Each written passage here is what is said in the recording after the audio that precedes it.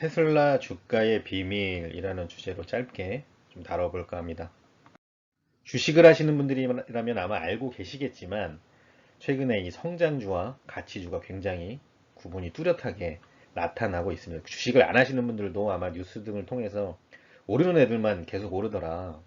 물론 테슬라나 뭐 애플, 구글, 네이버, 카카오 이렇게 오르는 애들만 계속 오른다. 성장주만 간다. 이런 뉴스들 보셨을 것 같기도 한데 한 6월 이후부터 굉장히 좀 뚜렷해지는 것 같고, 그리고 번갈아서 성장주가 오를 때는 가치주가 못 오르고 가치주가 오를 때는 성장주가 못 오르고 이런 현상이 굉장히 깊어지고 있는데, 이러한 현상은 저는 미국 국채금리와 상관관계가 굉장히 높다고 보고 있습니다. 저는 현재 미국 국채 시장이 굉장히 왜곡돼 있다라고 생각을 하고 있는데, 이런 가정을 한번 해보겠습니다. 만약에 매년 이자를 2% 주는 10년짜리 국채를 샀다고 가정을 해보는 겁니다. 이렇게 된다면 10년 동안 매년 2%씩 꼬박꼬박 이자를 받고 10년 후에는 원금을 상환받게 됩니다. 근데 이렇게 국채를 매수한 상태에서 만약에 물가가 4%가 되면 어떤 현상이 벌어지냐면, 나는 내년에 이자를 2% 받겠지만 지금 현재 물가가 4%가 되면 이 국채를 가지고 있으면 손해입니다. 왜냐하면 내년에 이자 2% 받는데 통화 가치는 4%가 하락을 하기 때문에. 만약에 국채 시장에서 이런 일이 발생을 하면 이 2% 국채를 들고 있는 국채 매수자들은 가지고 있을수록 손해기 때문에 국채를 시장에다가 내다 팔게 됩니다. 그렇게 되면 국채 가격이 떨어지고, 국채를 파니까 국채 가격이 시장에서 가격이 낮아지겠죠. 낮아지면 반대로 국채 금리는 상승하게 됩니다. 이렇게 물가가 높으면, 국채 금리보다 물가가 높으면 국채를 매도하려는 이런 수요가 생기는데, 또 이런 질문을 해봐야 될 것 같습니다. 그렇다면 몇 프로 국채까지 들고 있는 사람이 계속 매도를 할 것인가? 아마 시장에는 국채를 뭐 2%짜리 들고 있는 사람도 있고, 뭐 3%짜리 들고 있는 사람도 있고, 그 이상도 있을 텐데, 그래서 사실은 대략 4% 이상이 될 때까지 국채 금리가, 만약에 물가가 4%라면 4% 이상이 될 때까지 국채 매도세가 계속 이어지게 됩니다. 시장에서. 최소한 뭐 국채 금리가 한 6%는 돼야, 현재 물가가 4%이기 때문에 매력이 있을 수 있을 겁니다. 근데 이 국채 시장에 가끔가다 한 번씩 굉장히 기현상이 발생을 하는데, 방금 말씀드린 대로 물가는 굉장히 높은데 국채 금리는 낮은 상태에서 국채 매도가 일어나지 않는, 들고 있으면 들고 있을수록 손해인데 국채 금리가 좀처럼 상승하지 않는 이런 기현상이 발생을 하기도 합니다.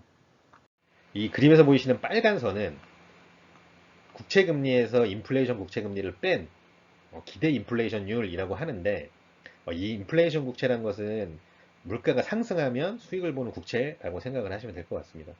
그래서 이거 복잡하게 생각하실 필요 없이 국채 금리가 적어도 기대 인플레이션율, 시장이 기대하는 물가 상승률보다는 높아야 된다. 적어도 국채 금리가 2% 이상은 되어야 매력적이다. 이렇게 이걸 확인할 수 있는 그래프라고 보시면 될 것 같습니다. 그래서 앞서 말씀드린 대로 만약에 시장이 앞으로 물가가 오를 것 같아, 그래서 이렇게 인플레이션 국채를 매수하면서 기대 인플레이션율이 상승하면 당연히 이 국채 시장에서도 매도가 나타나면서 국채 금리도 같이 상승을 하고, 만약에 시장이 앞으로 물가가 떨어질 것 같아, 그래서 인플레이션 국채를 막 매도를 하면, 그러면서 이렇게 기대 인플레이션이 떨어지면 따라서 이렇게 국채 금리도 낮아지게 됩니다. 그래서 여기 시장을 자연스럽게 두면 물가 수준에 따라서 알아서 국채를 매수하고 매도하고 하면서 대략적으로 늘 평상 정상적인 상황에서는 기대 인플레이션율보다 국채 금리가 높은 이런 플러스 구간을 형성을 하는데, 근데 앞서 말씀드린 대로 국채 시장이 왜곡되는 시기가 나타나게 됩니다. 그 시기가 2012년부터 2013년 중반까지 대략 그렇게 되고, 그리고 현재 코로나 이후 상황입니다. 그러면 왜 이런 일이 발생하는가? 그럼 이 국채를 매수했던 사람들은 바본가? 국채를 매수했는데 물가가 더 높으면 가지고 있으면 있을수록 손해인데 왜 1년 반 동안이나 이 국채 시장은 이렇게 돼 있었던 것인가? 그래서 이것을 유추를 해보면, 국채를 매수하려는 사람, 매도하려는 사람들이 뭔가 왜곡되어 있는 상황이 발생을 하는 겁니다. 분명히 가지고 있으면 손해인데 그것을 매도하지 않고 가만히 그냥 버티고 있었다라는 뜻이 될 수도 있고, 또 두 번째는 이 국채금리라는 것은 사실 이 시장 전반에 있는 거의 대부분의 대출금리와 연계가 되기 때문에 이 연준, 중앙은행이 미리미리 사실은 이 기준금리를 통해서 이 국채금리를 조절하기도 합니다. 뭐 매번 조절하는 건 아니지만 때에 따라서 조절을 하는데, 만약에 연준이 생각했을 때 앞으로 물가가 좀 많이 오를 것 같다, 이거는 시장에 좀 충격이 있겠는데 싶으면 미리 기준금리를 올려서 국채금리를 끌어올리기도 하는데, 그런데 이렇게 계속 한 1년 반 동안 국채금리가 이렇게 물가 수준보다 낮게 계속 유지가 됐다는 것은 연준이 뭔가 아무런 행동을 하지 않았거나, 또는 뭔가 문제가 생겼다, 국채 시장에, 또는 경제 전반에, 또는 연준에 문제가 생겼다라고도 볼 수 있는 부분입니다.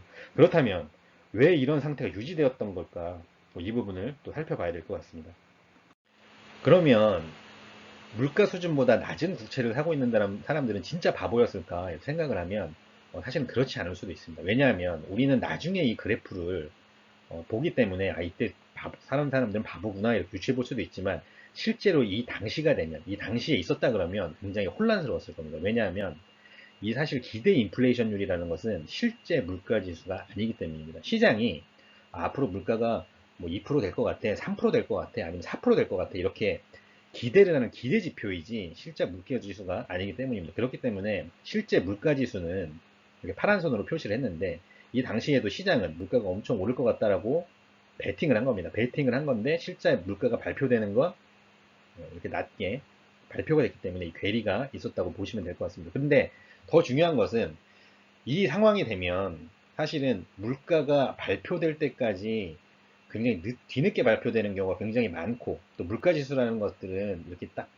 유추해 보기가 굉장히 쉽지가 않습니다. 실제로 지금도 8월 달인데 9월 달 물가가 어떻게 될지, 뭐 10월 달 물가가 어떻게 될지, 아니면 내년 물가가 어떻게 될지 그때 가봐야 아는 것이지, 현 시점에서 알기는 사실 굉장히 어렵기 때문입니다. 그렇기 때문에 이런 상황이 됐을 때 시장에서는 막 인플레이션에 베팅을 하고 있지만, 실제로 아니야, 실제 물가는 그렇지 않을 거야 라고 생각하는 사람도 있을 수 있다는 뜻입니다. 그렇기 때문에 이런 상황이 되면 또 재밌는 현상이 발생을 하게 되는데, 예를 들면 지금 국채금리가 2%인데 시장이 기대하는 인플레이션율이 4%라면 내가 가지고 있는 2%짜리 국채가 손실입니다. 그렇기 때문에 마이너스 2, 실질 금리는 마이너스 2가 되기 때문에 이런 상황이 되면 또 금융시장에서 굉장히 다양한 부작용이 나타나게 됩니다.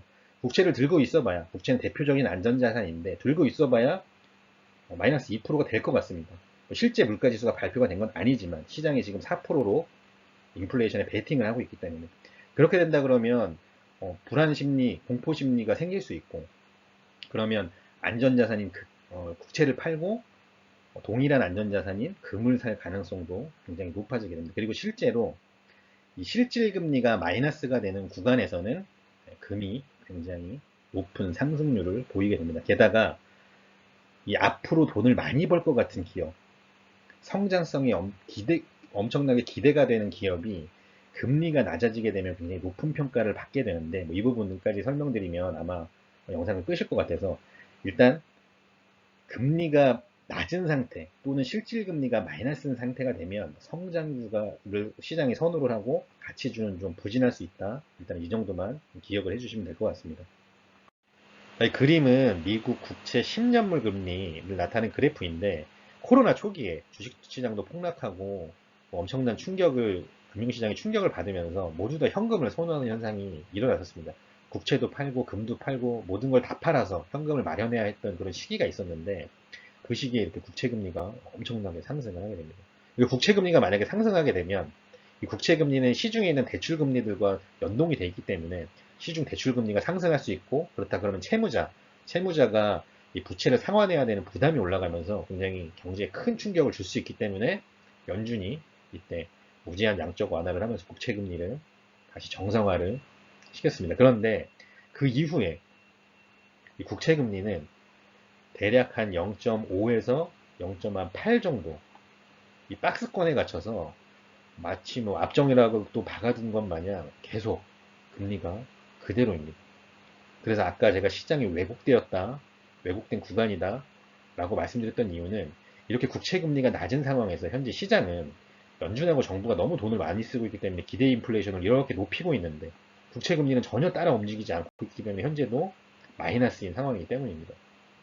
그런데 여기서 주목해야 될 것이 이 국채금리가 이렇게 박스권에 갇혀 있다가 최근에 두 번 굉장히 변곡점이 있었는데 대략 한 6월 1일부터 한 6월 10일 정도까지 그리고 8월 7일부터 현재까지 국채금리가 이렇게 탁 튀었던 순간이 있습니다. 이게 그러면 이 부분에서 우리가 어떤 생각을 해봐야 되는 거냐면 앞서 말씀드렸듯이 지금 실질 금리는 마이너스입니다. 그렇기 때문에 국채 매력이 없기 때문에 국채 대신 금을 사고 그래서 금값도 굉장히 많이 오르고 있고 앞서 말씀드린 대로 가치주보다는 성장주가 유리하기 때문에 뭐 애플, 아마존, 테슬라, 우리나라의 네이버, 카카오 같은 기업들이 성장주 기업들이 계속 상승을 했었습니다. 반면에 전통적인 가치주, 구산업인 가치주들은 이 성장주들이 오르는 동안 거의 오르지 못했었는데 근데 이렇게 금리가 오르는 순간이 되면 시장은 어떤 생각을 하게 될지 이 부분이 포인트라고 할 수 있습니다. 그래서 앞서 말씀드린 두 번의 변곡점 시기 6월 1일부터 6월 10일까지 그리고 8월 7일부터 현재까지가 국채금리가 이렇게 상승을 했던 시기입니다. 자, 이 시기에 그렇다면 가치주와 성장주들이 어떤 움직임을 보였었는지 이것을 확인해 보면 이 국채금리와 이 성장주 가치주가 정말 상관관계가 있는 것인지 알 수 있을 것 같은데 개인적으로 저는 이 현재 성장주와 가치주의 아이덴티티는 테슬라와 현대차라고 보고 있습니다. 물론 이것은 제 기준이고 이 성장 어떤 분들은 뭐 애플이라는 성장주 주가를 뭐 팔로우 하시는 분도 있을 것이고 뭐 상승전자 주가를 팔로우 하시는 분도 계시겠지만 저는 이렇게 테슬라 현대차로 지금 성장주 가치주를 팔로우하고 있다는 것을 기억해 주셨으면 좋겠고 요 시기를 꼭 기억해 주셨으면 좋겠어요. 6월 1일부터 6월 12일, 8월 7일부터 현재까지. 그래서 정말 국채금리와 테슬라 현대차 주가가 상관관계가 있는지 차트를 통해서 확인을 해보겠습니다. 그림에서 보이시는 건 이 현대차하고 테슬라하고 최근 주가인데 이 회색 박스 구간이 제가 변곡점이라고 표시를 했던 구간입니다.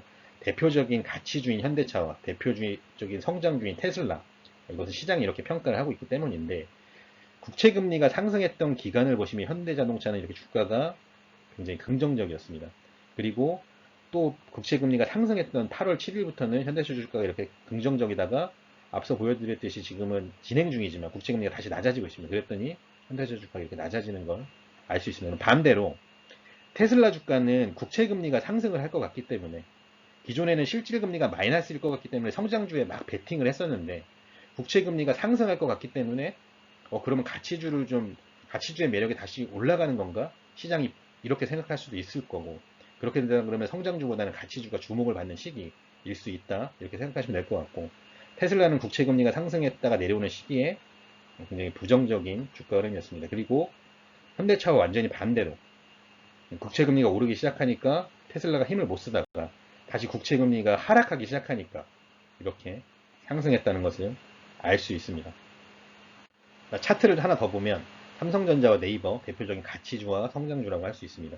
삼성전자는 국채금리가 상승하기 시작했던 시기에 주가가 좋았다가 하락하니까 다시 따라서 하락하고 최근에도 금리가 상승했다가 내려오니까 다시 내려오고 네이버는 반면에 국채금리가 상승하니까 주가가 오르지 못하고 현재도 비슷한 상황입니다. 그래서 굉장히 긍정적인 흐름을 보였고 국채금리의 상승에 굉장히 부정적인 흐름을 보였다는 것을 알 수 있습니다. 최근에 금이 성장주와 방향을 같이 하고 있는데 금 역시 그 국채금리가 상승하던 시기에는 이렇게 부정적인 흐름이었고 최근에는 그래도 비슷한 흐름을 보이긴 했습니다.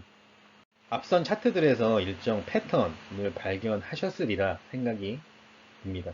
근데 앞선 차트들은 제가 일부러 딱딱 맞는 것만 갖고 온 것이 아니라 실제로 대부분의 성장주 가치주로 분류되는 종목들은 앞선 시기에 변곡점이 나타났었습니다. 실제로 보유하고 계신 종목 중에 성장주와 가치대로 분류되는 종목을 갖고 계시다면 이 시기를 반드시 확인을 한번 해보시기 바랍니다. 6월 1일부터 6월 10일 이때 국채금리가 이렇게 상승했다가 하락했습니다.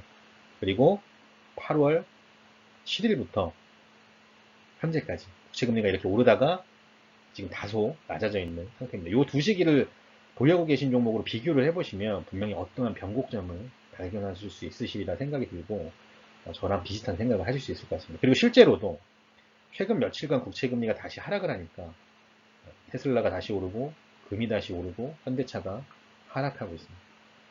그래서 왜 이런 패턴이 발생하는지, 패턴이 발생한 자체가 중요한 것이 아니라 왜 이런 패턴이 발생했는지가 굉장히 훨씬 더 중요하다는 생각인데, 이 패턴은 그냥 재미로만 보시기 바랍니다.